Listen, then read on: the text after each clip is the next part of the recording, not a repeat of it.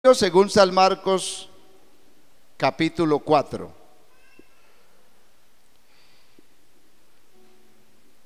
Están ahí ya. Evangelio según San Marcos, capítulo 4. Dice la palabra de Dios con toda humildad, con toda sencillez, porque vamos a tomar una palabra que es palabra de Dios. Dice: otra vez comenzó Jesús a enseñar junto al mar, y se reunió alrededor de él mucha gente, tanto que entrando en una barca se sentó en ella, en el mar, y toda la gente estaba en tierra, y les enseñaba por parábolas muchas cosas, y les decía en su doctrina: sigan.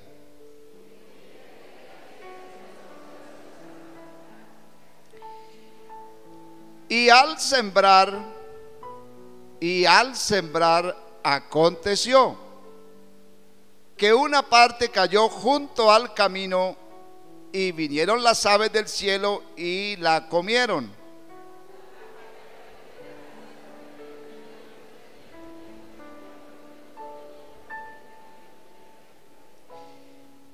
Pero salido el sol se quemó, porque no tenía raíz, se secó.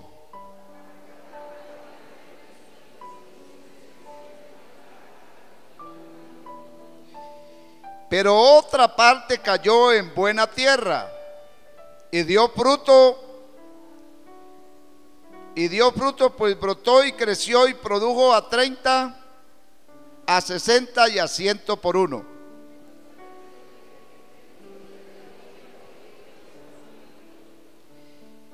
Cuando estuvo solo, los que estaban cerca de él con los 12 le preguntaron sobre la parábola.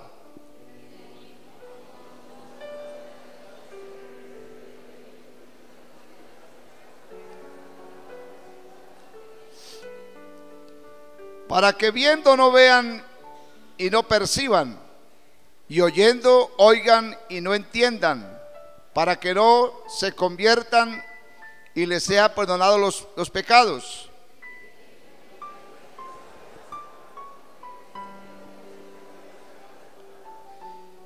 El sembrador es el que siembra la palabra.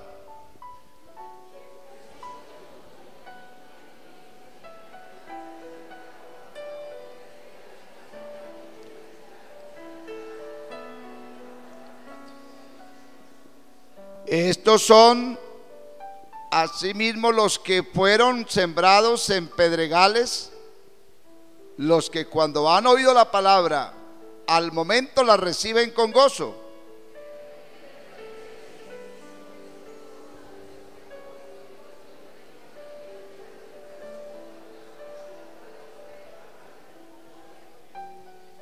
Y estos son los que fueron sembrados entre espinos, los que oyen la palabra,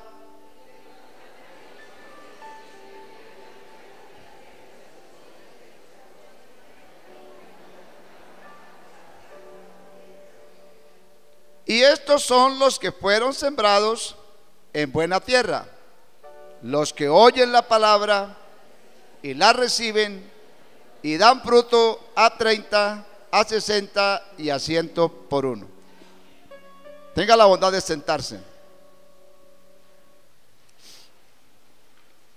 Sencillo el sistema de enseñanza de Jesús. Sencillamente se habla de una barca, se habla del mar,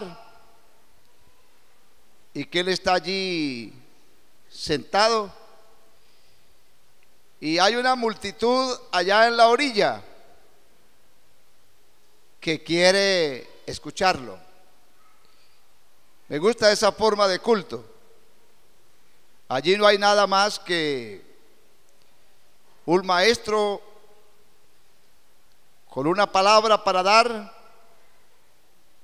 y una multitud que está interesada en oír.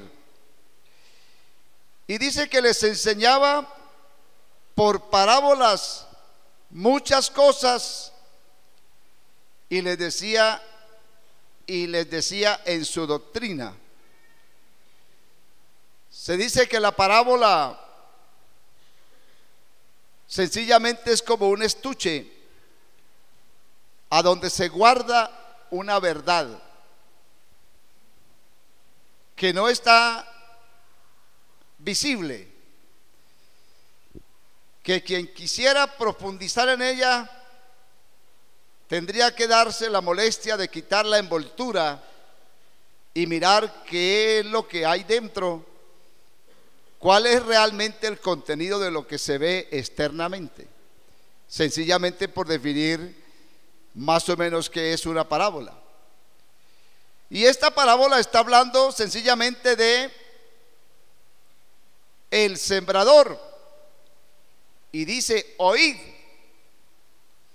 Qué importante entonces es oír.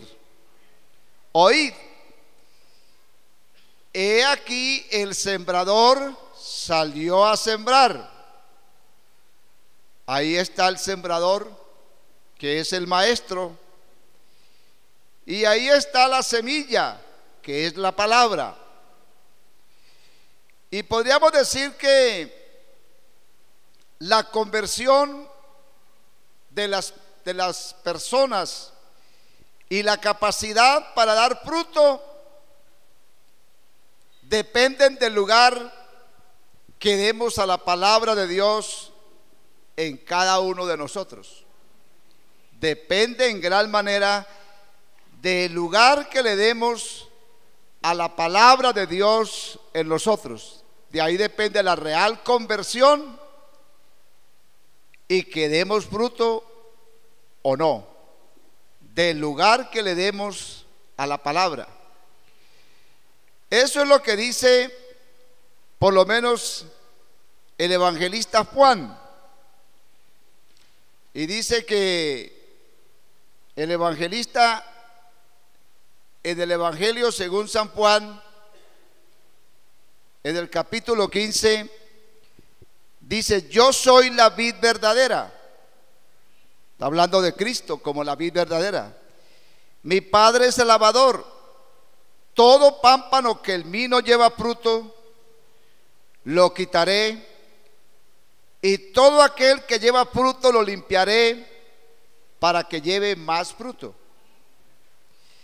Vosotros estáis limpios, ¿por qué? Por la palabra que os he hablado.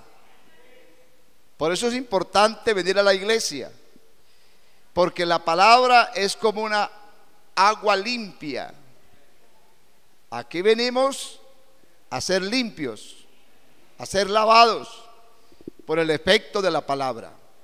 Y dice: permaneced en mí y yo en vosotros. Como el pámpano no puede llevar fruto por sí mismo si no permanece en la vid, así vosotros si no permanecéis en mí. Yo soy la vid, vosotros los pámpanos. El que permanece en mí y yo en él, este lleva mucho fruto, porque separado de mí nada podéis hacer. Estamos diciendo que la conversión y el fruto tiene que ver con el lugar que le demos a la palabra de Dios en nuestras vidas. Y podemos decir que en el mundo habrá una reacción muy variada, o una respuesta muy variada al evangelio. Algunos oirán y no entenderán. Yo me hago muchas preguntas y a veces siento cansancio, como es normal, y me he puesto a orar y a reflexionar. Y bueno, no sé, equivocadamente o acertadamente, pero hay enseñanzas en la Biblia que a uno lo comportan, porque uno sí quisiera ser un siervo de mayor resultados. Uno piensa que podría estar haciendo mucho más y a veces eso lo desespera a uno, lo fatiga, lo cansa, porque uno como que trata de averiguar y de preguntar: ¿seré yo, maestro? ¿Seré yo? Como, ¿dónde está la falla? ¿Por qué no se ven los resultados del trabajo que se está haciendo? Pero uno piensa muy con su mente humana y muy con sus emociones carnales. Pero es bueno siempre entonces revisar la palabra. Y decía que en el mundo habrá una reacción muy variada al evangelio. La respuesta de la gente cuando se les predica el evangelio es muy variada. Y es lo que yo quisiera brevemente que viéramos, porque Jesús mismo lo dijo, y si Él lo dijo, así será. Entonces la parábola es la del sembrador, y Él se define como predicar el evangelio. Es como el agricultor que siembra una semilla. Entonces dice: he aquí, el sembrador salió a sembrar. ¿Y qué pasó? Dice que al sembrar aconteció que una parte cayó junto al camino, vinieron las aves del cielo y la comieron.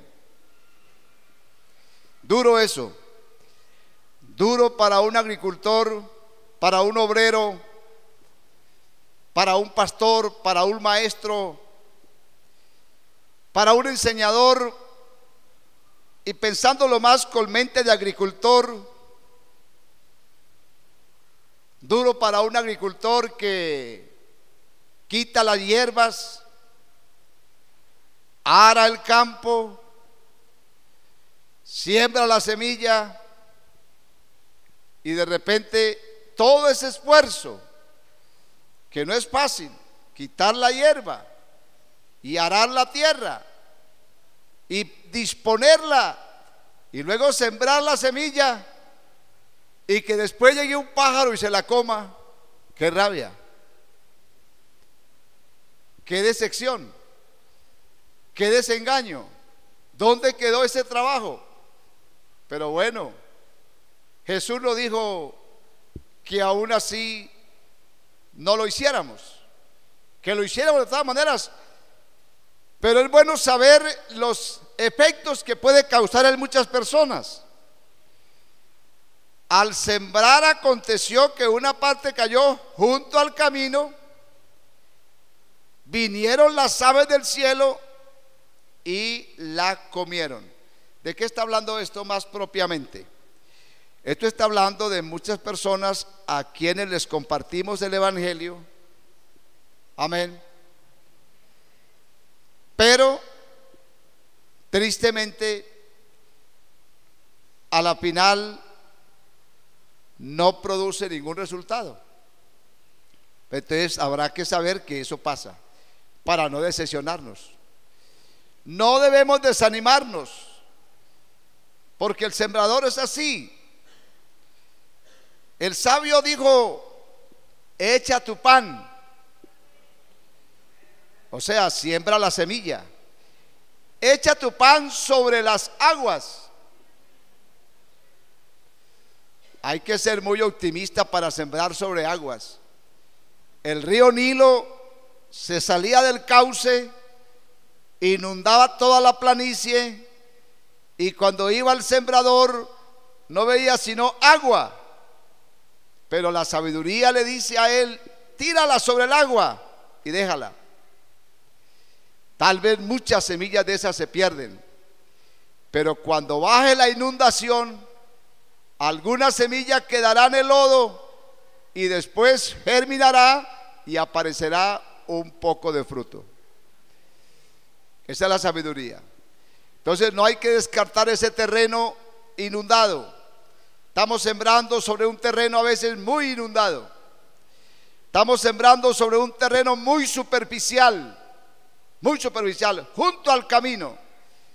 Fácilmente las aves vienen y picotean la semilla y se acabó todo.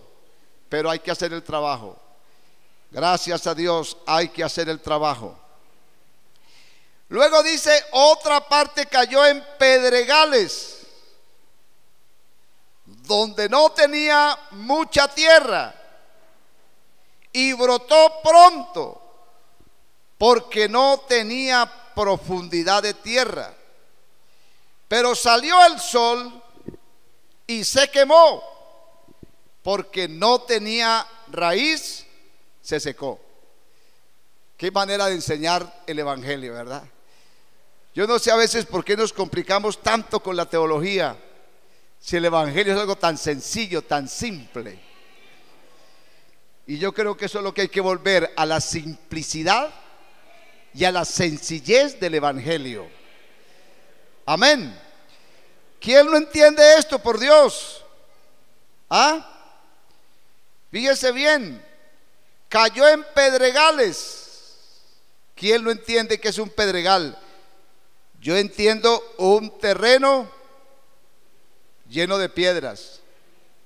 Ahí cae semillas. Donde no tenía mucha tierra. Es que si hay pura piedra, pues no hay tierra. Mas sin embargo, a veces es caprichoso, pero en medio de las piedras también logran nacer ciertas semillas. Alabado sea el nombre de Jesús.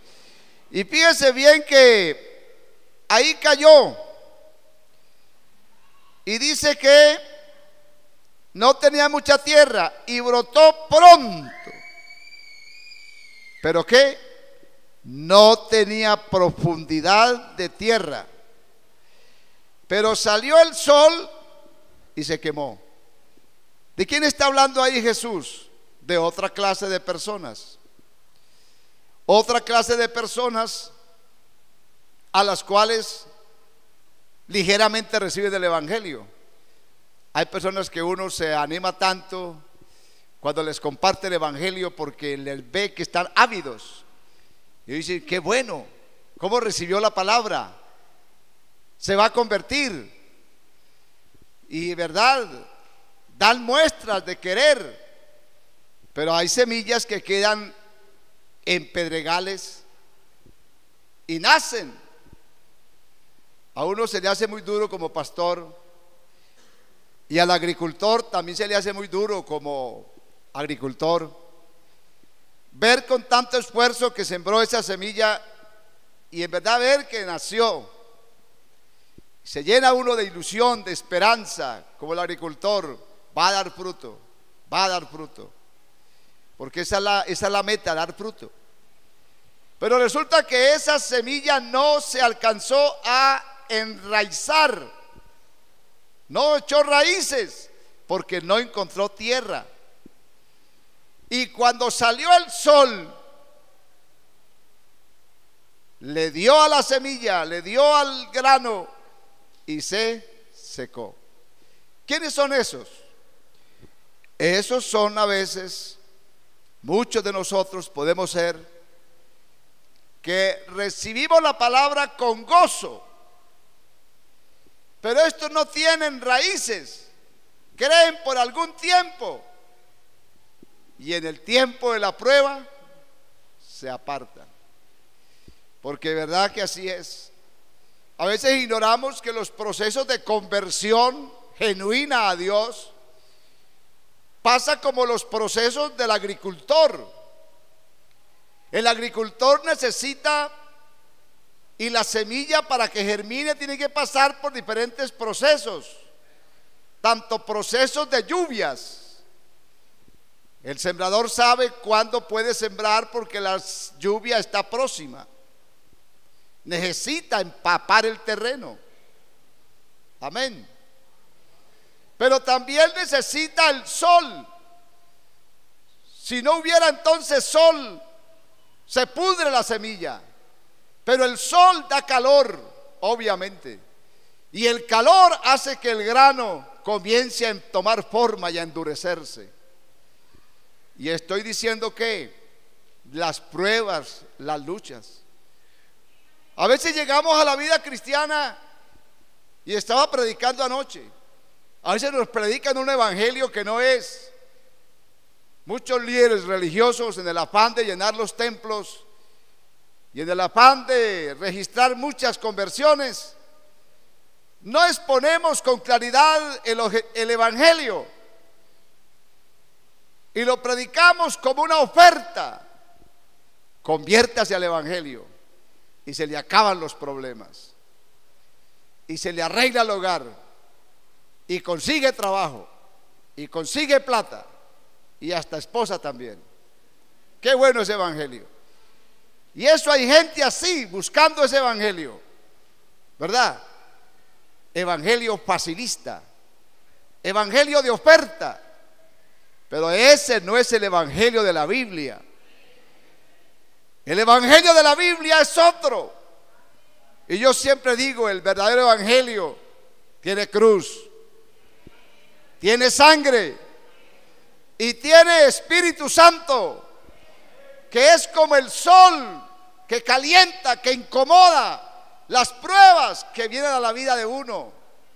Y es cuando mucha gente no sabemos afrontar ese momento. Pero es necesario. Es necesario. Ese sol viene para que la semilla se ponga dura, se endurezca, se forme. Amén. Jesús dijo: en el mundo tendréis aflicción. Usted no crea, por más cristiano que sea, que se va a liberar de la aflicción. Jesús lo dijo: en el mundo tendréis aflicción. ¿Y quiénes no hemos estado afligidos? Y los que no lo han estado, pues lo van a estar. Pero la aflicción es propia de la vida. En el mundo tendréis aflicción. Pero me gusta esa palabra: confiad. Amigo y hermano, confiad. ¿Confiad qué? Yo he vencido al mundo. No es más fuerte la aflicción, es más fuerte el que venció el mundo, porque vivió también la aflicción.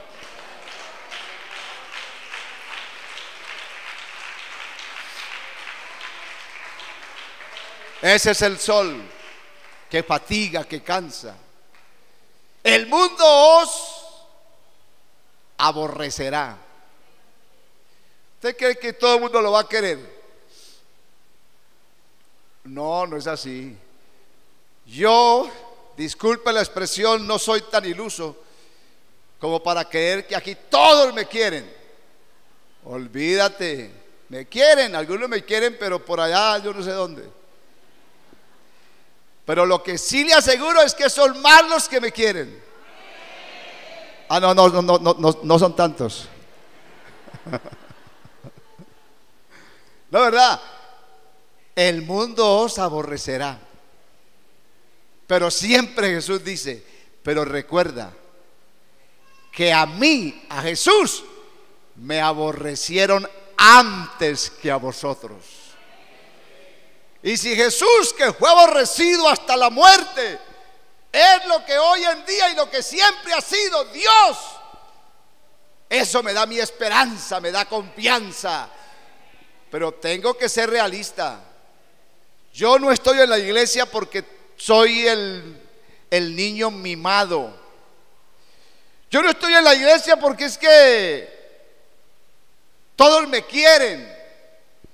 Hay gente que se cambia de iglesias porque espera es sentirse bien. Y eso es muy secular. Yo creo que nosotros no venimos a la iglesia para sentirnos bien, porque esa es otra realidad. Sentirnos bien es muy relativo. Yo creo que nadie honestamente se va a sentir bien aquí. Algo le molesta. Tal vez el calor, tal vez la voz del pastor no es muy agradable. Tal vez el ruido que se hace aquí es estridente. No está en el lugar donde quisiera estar, pero gracias a Dios porque aún así aquí está. Por algo será. Amén. Uno no viene a la iglesia para sentirse bien. Y como decía el predicador esta mañana, para que le digan las cosas que yo quiero oír. Uno viene a la iglesia es para oír la voz de Dios incondicionalmente. Si su voz me alienta, bendito seas tú. Y si tu voz me reprime, bendito seas tú. Si tu voz me da fuerza, bendito seas tú. Si tu voz me disciplina, bendito seas tú.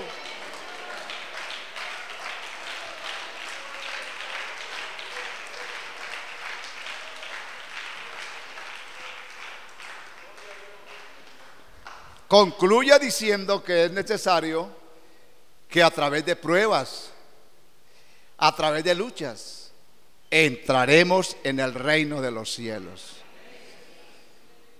Por eso, hermano, no menospreciemos las pruebas. Yo sé que cuando viene la enfermedad, yo lo digo porque yo fui paralítico. Yo estuve casi un año buscando respuestas. Yo era muy joven. Y discúlpeme que me emocione y llore, porque yo sé de qué estoy hablando y qué me tocó vivir a mí. Porque yo era, como dije ahora, buen católico. Era un joven sano, lo que podemos decir joven sano. Vivía y dormía al rincón de mi madre. Nunca supe qué fue bailar, tomar. Mujer que conozco, mi esposa, pero con eso no me justifico. Y yo decía, ¿por qué si yo soy tan bueno? ¿Por qué yo tengo que sufrir esta enfermedad? ¿Por qué no le tocó a otro? ¿Por qué me tocó a mí? Y yo en mi ignorancia reclamaba a Dios. Y es lo que muchos también hacen. Si Dios existe, ¿por qué hay dolor? ¿Por qué hay hambre? ¿Por qué hay miseria? Y me acuerdo de una anécdota que leí que alguien dijo. Le dijo un peluquero que era muy buen peluquero: si usted es tan buen peluquero, ¿por qué hay tantos peludos? Y el peluquero dijo: porque no vienen a mí para peluquearlos.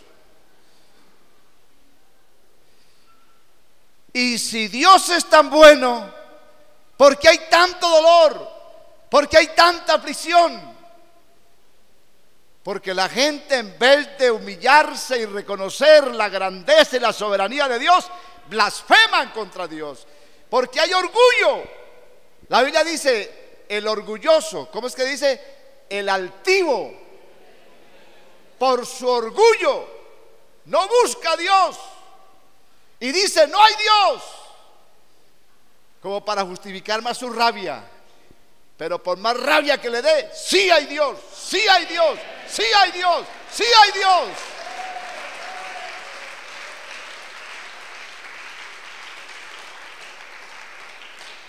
¿Qué pasa? Que lo llenamos de soberbia.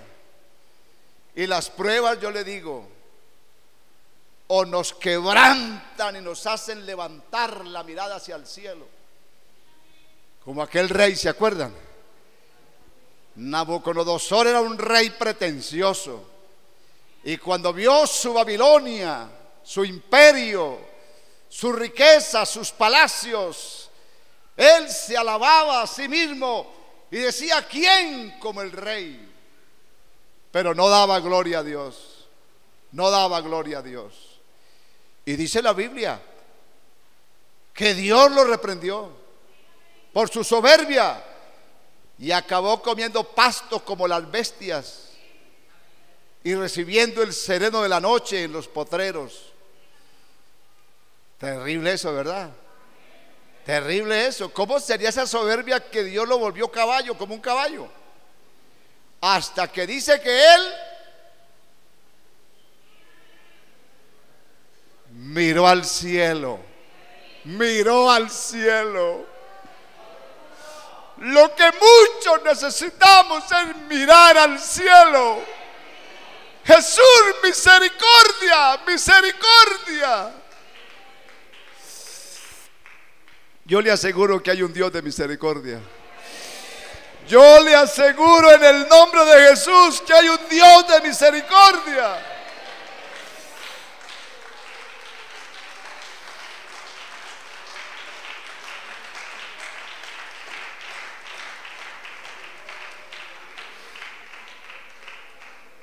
Si se humillare, pero hay tanto orgullo, hasta religioso, académico, monetario, de figura, de posición, de estatus social.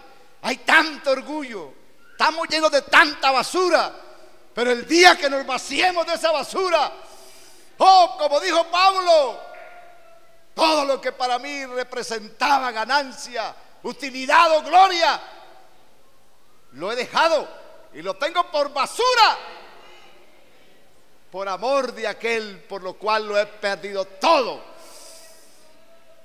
Y estamos hablando de un hombre intelectual, de un Pablo, miembro del Sanedrín, un hombre con un gran potencial social, tal vez, no sé, económico, no sé, pero era un Pablo culto, instruido.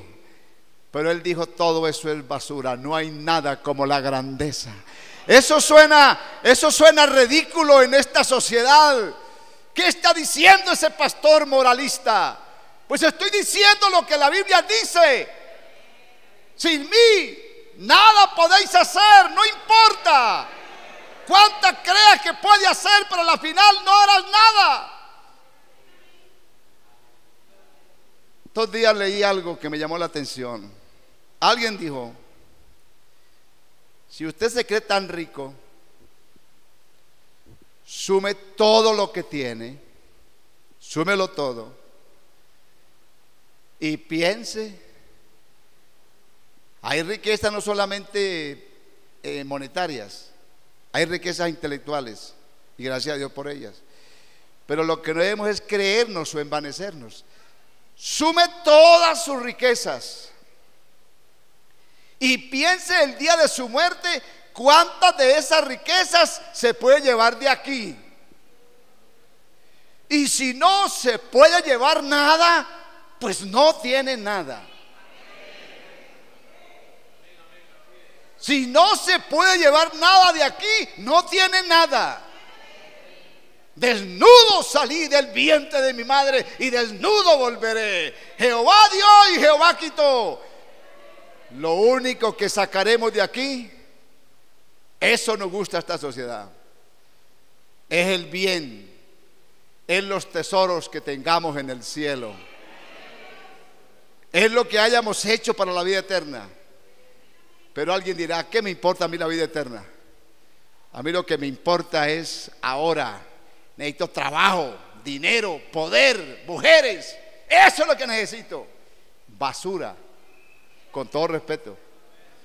A la final te cansas, te fatigas, te das cuenta que no es así, que el único que en realidad sacia, porque él lo dijo a la mujer samaritana: el que bebe de esa agua volverá a tener sed, pero el que bebe del agua que yo le doy no tendrá sed jamás.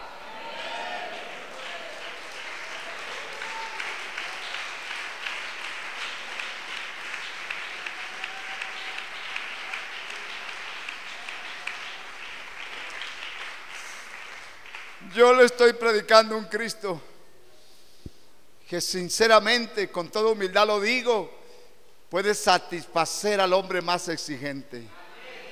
No tendrá sed jamás.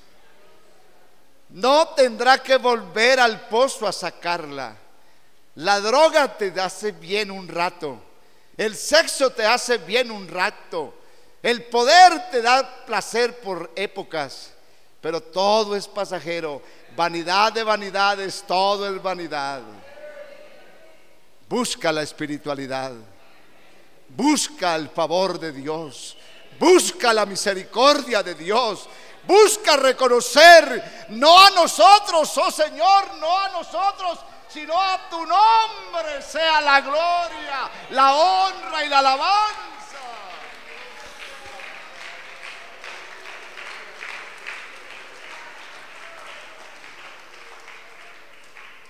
Vamos a dejar ahí porque hay calor, pero quiero que quede claro porque sigo con este tema.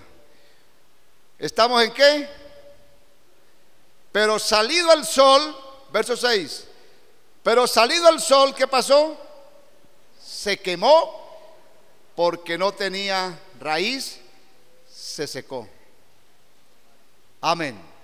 Vamos a dejar ahí la importancia ahí quiero hablar un tema muy interesante, porque para mí echar raíz, pienso yo, tiene que ver con la genuina conversión. Es que de veras tenemos que convertirnos. Jesús lo dijo: el que no naciere de agua y de espíritu, es la regeneración. Vamos a hablar de eso, pero por hoy póngase en pie.